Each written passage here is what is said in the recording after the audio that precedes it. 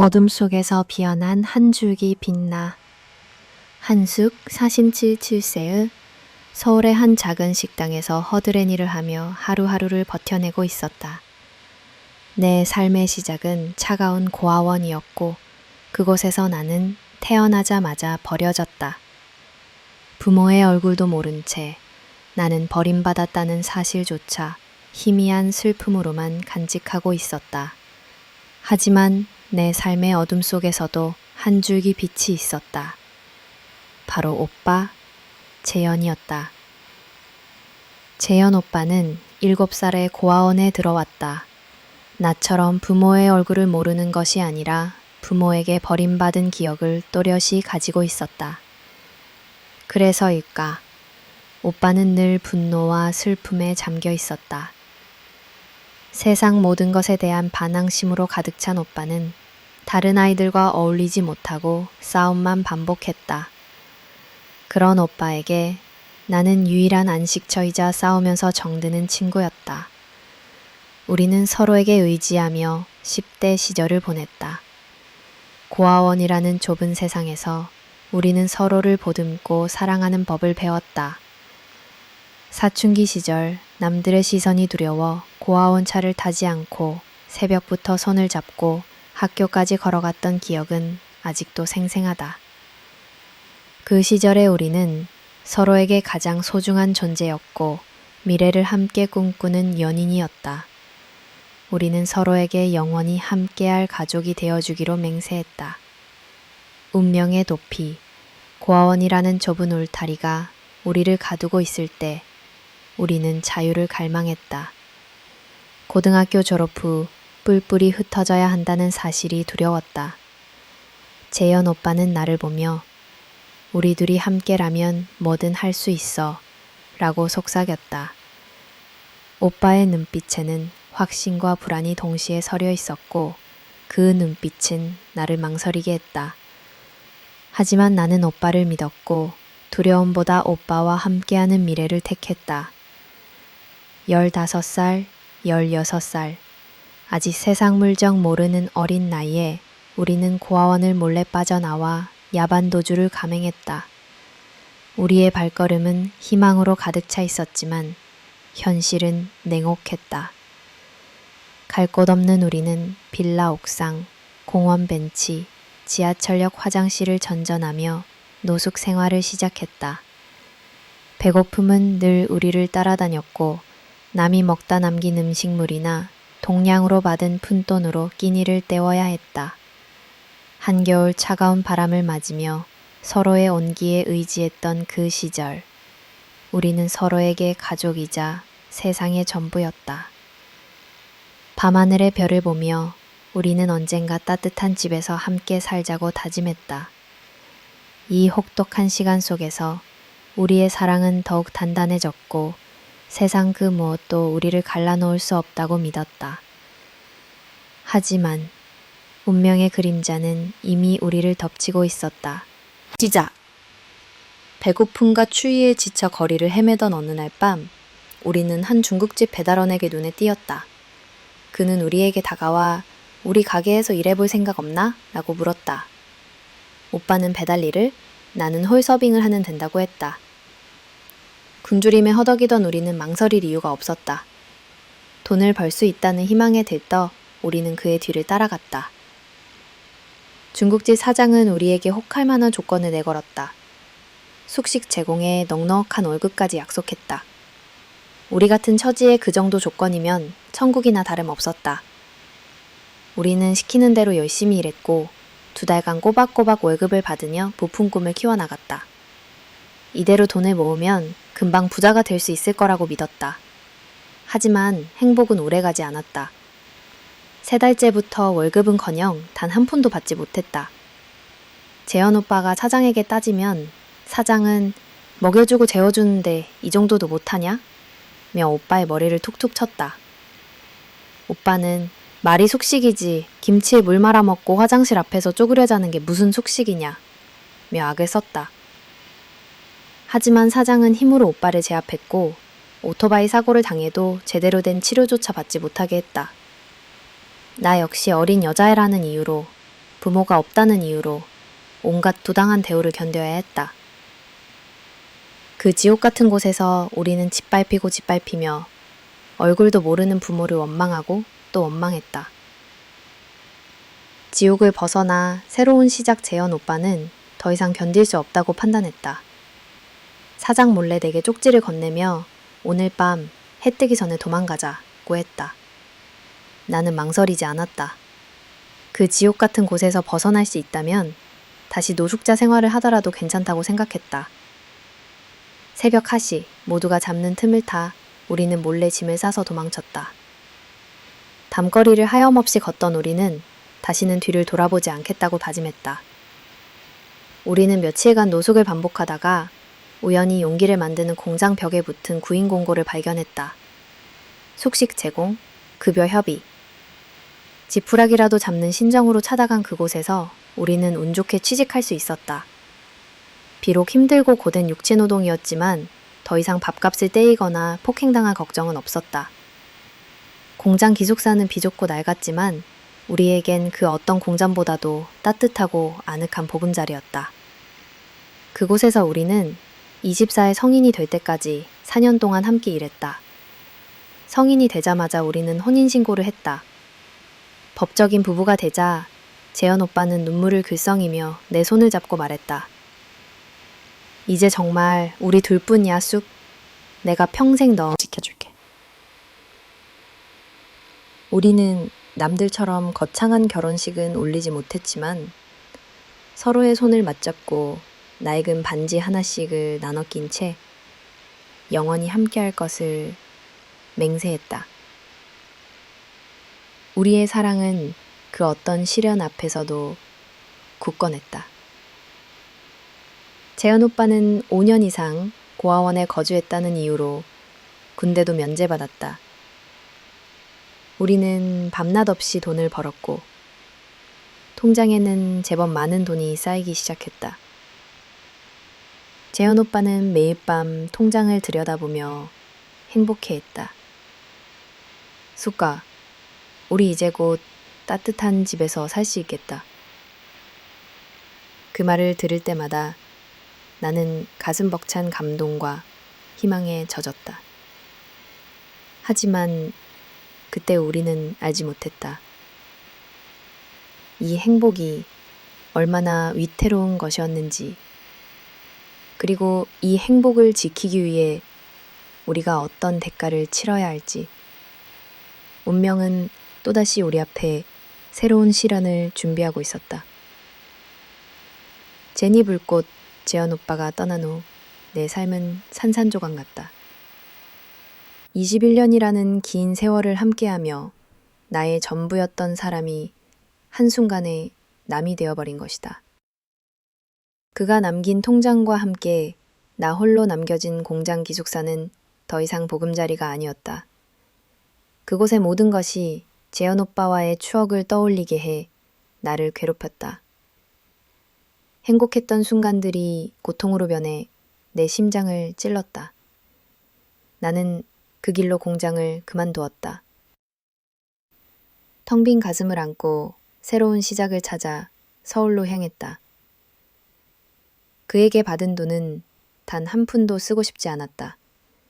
그것은 굴욕의 징표이자 나의 과거를 끊임없이 상기시키는 잔인한 족쇄와 같았다. 나는 가장 낮은 곳에서부터 다시 시작했다. 이름 모를 식당에서 허드렛 일을 하고 하루하루를 오직 일에만 매달리며 버텨냈다. 일이 끝나고 돌아오는 좁은 고시원 방에서 나는 홀로 눈물을 삼켰다.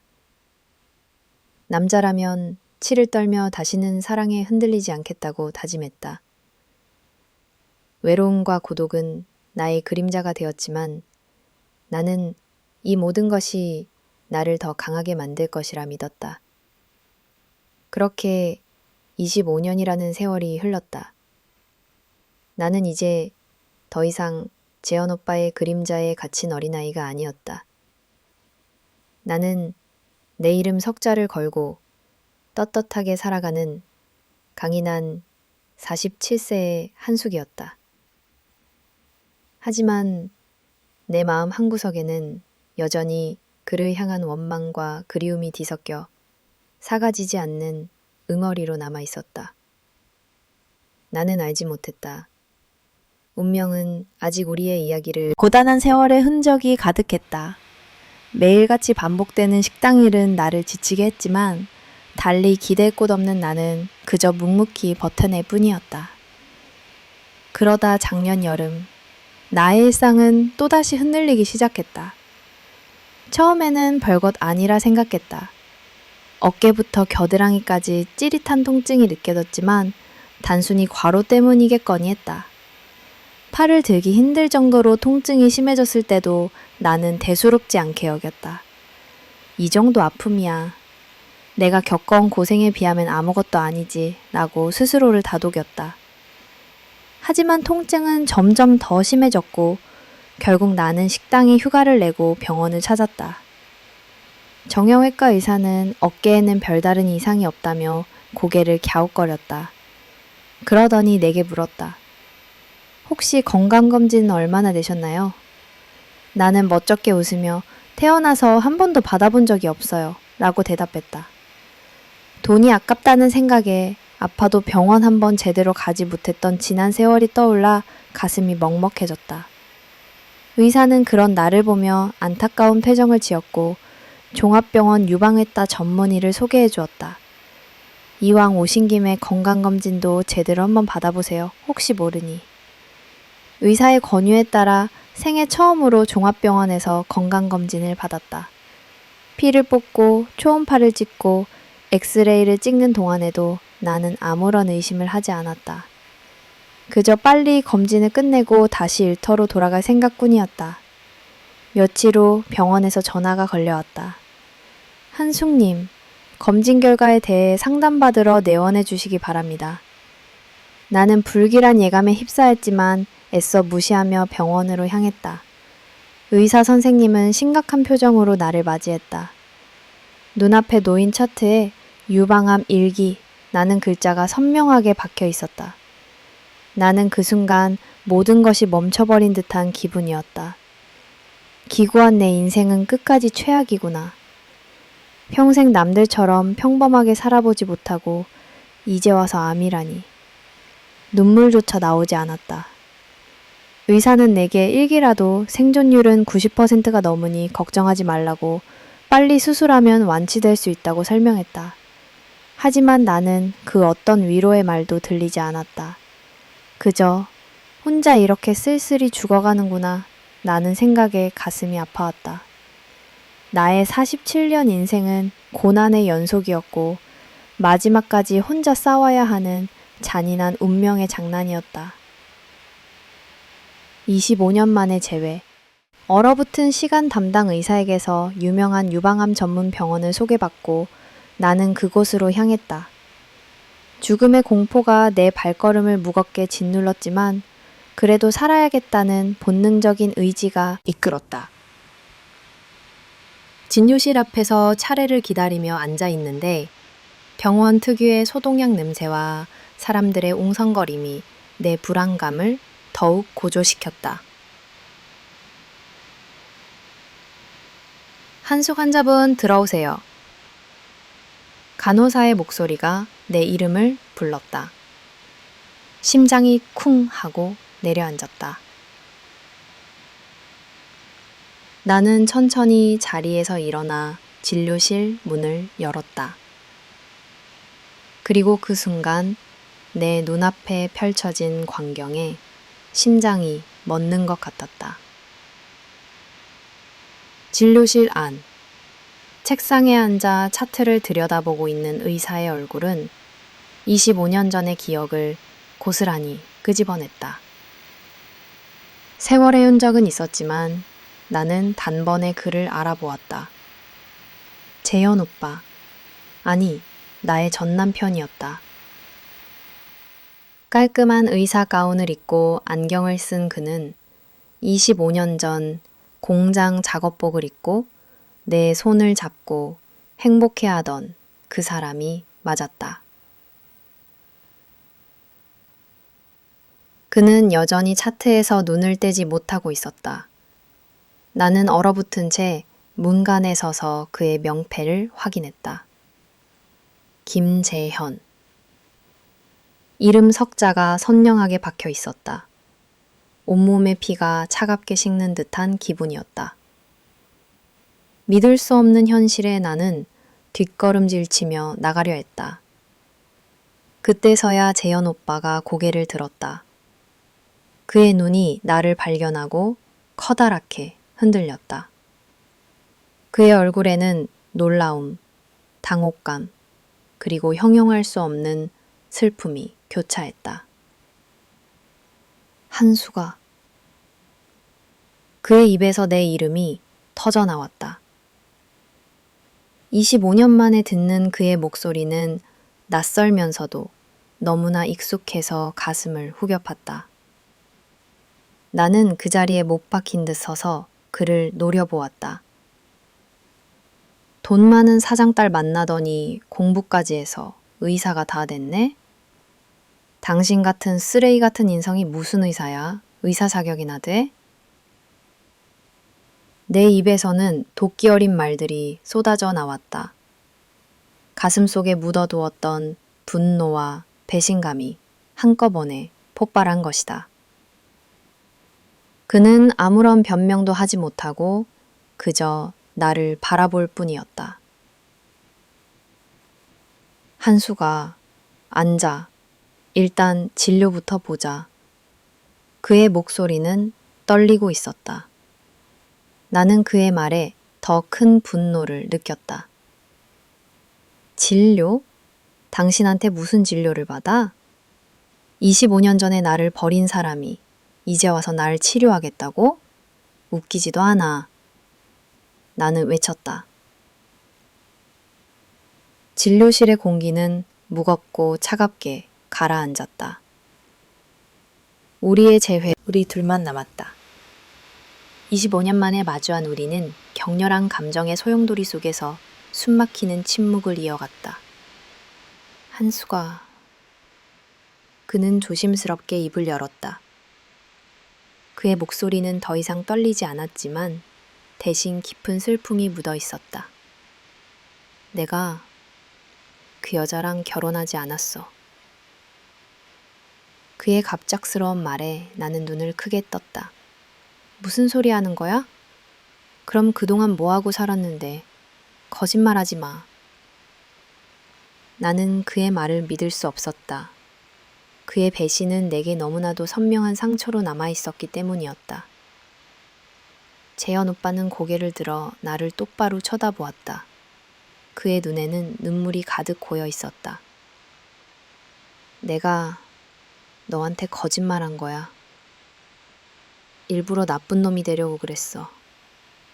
그는 말을 잇지 못하고 흐느끼기 시작했다. 나는 혼란스러웠다.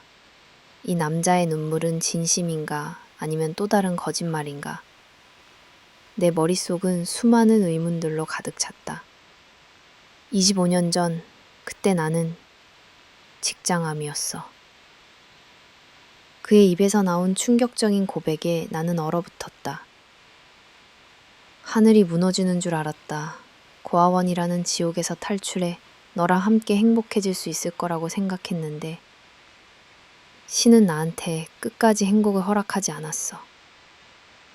그의 목소리는 떨렸지만 그 속에 담긴 진심은 더 이상 외면할 수 없었다. 나 하나 믿고 따라온 너였는데 내가 암에 걸린 사실을 알면 내가 얼마나 힘들었을까. 평생 나 하나 바라보고 살아온 내게 병든 남편의 간병까지 시키는 건 차마 못할 짓이었어. 그는 말을 이어갔다. 그래서 내가 떠난 거야. 너한테 상처를 주고 너를 밀어내야만 내가 나한테서 벗어날 수 있을 거라고 생각했어. 마음에 없는 독한 말들을 쏟아내고 내가 쓰레기처럼 행동해야만 내가 나를 완전히 잊고 행복하게 살 수 있을 거라고 믿었어. 그의 고백은 칼날이 되어 내 심장을 꿰뚫었다. 나는 그동안 그를 향해 품었던 원망과 증오가 한순간에 무너지는 것을 느꼈다. 그는 조용히 의사 가운을 벗어 던졌다. 그리고 조심스럽게 셔츠의 단추를 풀었다. 그의 배에는 길고 굵은 수술 자국이 선명하게 남아 있었다. 거짓말 아니야. 이게 내 투병의 증거야. 믿기지 않으면 진료 기록도 보여줄 수 있어. 그의 눈물은 멈추지 않았다. 그는 25년 전 나를 버린 것이 아니라 나를 살리기 위해 자신의 모든 것을 희생한 것이었다. 나는 그동안 그를 오해하고 저주했던 내 자신이 너무나도 미웠다. 슬픔, 미안함, 그리고 밀려오는 충격으로 산산조각냈다. 나는 그를 원망하며 보낸 25년의 세월이 너무나도 허무하고 비참하게 느껴졌다. 그는 내게 자신의 셔츠를 다시 여미고 차분한 목소리로 말을 이어갔다. 수술은 6번 받았어. 3년 동안은 하루하루가 죽음의 문턱이었지. 몸은 점점 말라가고 항암 치료의 고통은 나를 갉아먹었어. 그저 이렇게 쓸쓸히 죽어가는구나 라고 생각하며 모든 것을 포기하고 싶었던 때도 있었지. 그의 눈빛은 끔찍했던 지난날의 고통을 고스란히 담고 있었다. 그러다 어느 날 기적처럼 한 사람을 만났다고 했다. 같은 병실을 쓰던 의사 한 명이었다. 그 의사 역시 고아원 출신이었고 병마와 싸우면서도 삶의 의지를 잃지 않는 강한 사람이었다. 그를 보며 재현 오빠는 생각했다고 했다. 나도 죽기 전에 뭔가 해봐야겠다. 남들에게 쓸모있는 사람이 되어야겠다. 그는 다시 살아야 할 이유를 찾은 것이다. 병마와 싸우는 와중에도 그는 공부를 시작했다. 어릴 적부터 머리가 좋았던 그는 3년이라는 긴 투병 기간 동안 다시 수능 공부를 했다. 죽음의 문턱에서 삶의 의미를 찾으려 했던 그의 노력은 기적을 만들었다. 25살의 나이에 다시 본 수능에서 그는 지방의대에 진학할 수 있을 만큼의 점수를 받았다. 하지만 학비가 문제였다. 꿈을 이루기 위한 그의 길은 여전히 험난했다. 그때 예전에 일했던 공장의 사장님이 나타났다고 했다. 그는 재현 오빠가 몰래 공부하고 투병 생활을 했던 것을 모두 알고 있었다. 자네 같은 녀석이 의사가 된다면 얼마나 많은 사람을 살릴 수 있겠나. 내가 자네 학비를 대주겠네. 꼭 훌륭한 의사가 되게. 사장님의 도움 덕분에 재현 오빠는 늦깎이 대학생이 되어 의사의 길을 걸을 수 있었다.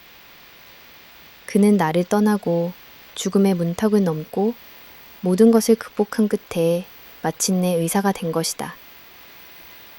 나는 그의 이야기를 듣는 내내 눈물을 멈출 수 없었다. 내가 그를 원망하고 저주하며 보낸 시간 동안 그는 홀로 죽음과 싸우며 기적을 만들고 있었다. 재현아, 나는 그의 이름을 부르며 흐느꼈다. 나는 그것도 모르고 평생 너를 미워하면서 살았는데 너는 정말 뭐래도 잘해낼 사람이었구나. 나의 말에 그는 고개를 저으며 아니야, 숫가. 다 너 덕분이었어. 내가 있었기에 내가 버틸 수 있었어. 내가 다시 살아갈 이유였으니까. 라고 말했다. 우리는 25년 만에 서로의 진심을 확인하며 말로는 다 표현할 수 없는 슬픔과 그리움을 함께 나누었다. 25년 만의 선물, 다시 찾아온 희망. 재현 오빠의 가슴 아픈 고백과 성공 스토리를 듣고 나는 이상 그를 원망할 수 없었다. 오히려 그를 향한 깊은 존경심과 애틋함만이 남았다. 그는 내 손을 잡고 눈물을 닦아주며 말했다. 미안해, 수가. 내가 너무 늦었지. 하지만 이제라도 널 만났으니 다행이야. 그는 내 수술을 자신이 직접 집도하겠다고 말했다. 걱정하지 마. 내가 반드시 널 살려낼게. 25년 전 너를 살리기 위해 내가 모든 걸 버렸듯이 이제는 의사로서 널 살릴 거야. 믿어줘. 그의 말에는 흔들림 없는 확신과 진심이 담겨 있었다. 25년 전 나를 버린 사람이 이제는 나의 생명을 책임지겠다는 아이러니한 상황이었지만 나는 그를 전적으로 믿었다. 수술 날짜가 잡히고 수술 하루 전 나는 병원에 입원했다. 재현 오빠는 스케줄을 모두 끝내고 밤늦게 병실을 찾아왔다. 그는 내 옆에 조용히 앉아 내 손을 잡았다. 25년 만에 느껴보는 그의 손길은 따뜻하고 단단했다. 긴장하지 마. 넌 혼자가 아니야. 내가 옆에 있어. 그의 말에 나는 억눌렀던 눈물을 쏟아냈다. 수카, 네가 재혼하지 않고 혼자 살았다는 걸 알았다면 더 일찍 찾아왔을 거야. 그는 조심스럽게 말을 꺼냈다. 하지만 네가 날 잊고 새로운 삶을 살았을지도 모른다는 생각에 용기를 내지 못했어. 내가 널 찾아갈 자격이 있을까? 매일 밤마다 고민했지. 그의 솔직한 고백에 내 가슴은 미어지는 것 같았다. 그는 조용히 자리에서 일어나 낡은 서랍장을 열고 그 안에 들어있던 작은 상자 하나를 꺼냈다. 그리고 내게 건네주었다. 수술 끝나고 다 회복되면 그때 다시 이야기하자. 이 상자는 그동안 내가 너한테 주고 싶었던 선물이야. 상자를 열어보니 그 안에는 낡은 통장 하나와 편지가 들어있었다. 통장을 열어본 나는 그 자리에서 숨을 멎었다. 통장에는 내가 상상조차 할 수 없을 만큼의 엄청난 금액이 찍혀 있었다. 이게 뭐야? 나는 떨리는 목소리로 물었다. 그는 미소를 지으며 말했다. 너랑 헤어진 후 내가 번 모든 돈이야. 너를 떠났던 순간부터 나는 오직 이 돈을 모으는 것만을 목표로 살았어. 다시 널 만나면 이제는 돈 걱정 없이 행복하게 살게 해주고 싶었거든. 널 버린 대가로 받은 돈이 아니라 너와 함께할 미래를 위해 모은 돈이야. 나는 통장을 든 채 하염없이 눈물을 흘렸다. 내가 그를 원망하고 미워했던 시간 동안 그는 오직 나를 위해 이 모든 것을 준비하고 있었던 것이다. 그는 다시는 내가 돈 때문에 힘들어하는 모습을 보고 싶지 않았다고 했다. 이제 네 몸 다 완치되고 건강해지면 그때 내가 다시 프로포즈 할게. 그때는 나 받아줄 거지? 그의 말에 나는 그 고개를 끄덕였다. 그의 진심이 담긴 선물과 프로포즈는 내게 다시 살아갈 희망과 용기를 주었다. 나는 25년 만에 다시 찾아온 사랑 앞에서 두려움보다 설렘을 느꼈다. 그러니은 다시 찾아온 평화, 그리고 새로운 시작. 수술은 성공적으로 끝났다. 재현 오빠의 능숙하고도 섬세한 손길 덕분이었다. 암세포는 깨끗하게 제거되었고 나는 빠르게 회복할 수 있었다. 병실에서 맞는 아침은 내일이 기적 같았다. 25년 전 그를 잃고 모든 희망을 놓았을 때와는 달리 이제 내게는 다시 살아갈 이유가 생겼다. 그 이유가 바로 재현 오빠였다. 태어나는 날, 재현 오빠는 병원 앞에서 나를 기다리고 있었다. 그는 내 손을 잡고 조심스럽게 말했다. 수카, 이제 우리 다시 시작하자. 내가 너랑 평생 함께 할게. 다시는 혼자 두지 않을게. 그의 눈빛은 25년 전 야반도주를 감행하던 어린 소년의 눈빛처럼 반짝였다. 하지만 나는 그의 제안을 잠시 보류했다. 재현아, 나이가 드니 두려움도 많아지고 생각도 많아진다. 너무 늦었는지도 모르겠지만 나는 지금 이대로가 좋은 것 같다. 나는 솔직한 심정을 털어놓았다. 재현 오빠의 사랑과 헌신은 너무나도 감사했지만 25년간 혼자 살아온 세월의 무게가 나를 망설이게 했다. 그는 내 결정을 존중해 주었다. 내 마음이 편한 대로 해. 내가 널 다시 밀어붙이는 일은 없을 거야. 우리는 그냥 친구처럼 지내자. 그렇게 우리는 다시 부부가 되는 대신 친구라는 이름으로 서로의 삶에 들어왔다. 나는 다시 예전처럼 식당에서 일하며 내 삶을 살아갔다. 재현 오빠는 가끔 식당으로 찾아와 밥을 먹으며 내 안부를 묻고 건강을 챙겨주었다. 그는 더 이상 내게 남편은 아니었지만 그 어떤 남편보다도 나를 더 깊이 이해하고 사랑해주는 존재였다. 우리의 관계는 사람들의 눈에는 이상하게 보일 수도 있었다. 하지만 우리는 서로에게 가장 소중한 존재였다. 그는 나의 영원한 친구이자 가족이자 그리고 25년의 긴 세월을 돌고 돌아 다시 내 곁으로 돌아온 운명이었다. 나는 그를 통해 사랑의 의미를 다시 깨달았고 삶의 소중함을 다시 배웠다. 재현 오빠는 여전히 병원에서 훌륭한 의사로 많은 생명을 살리고 있다. 나는 그를 보며 자랑스러움을 느낀다.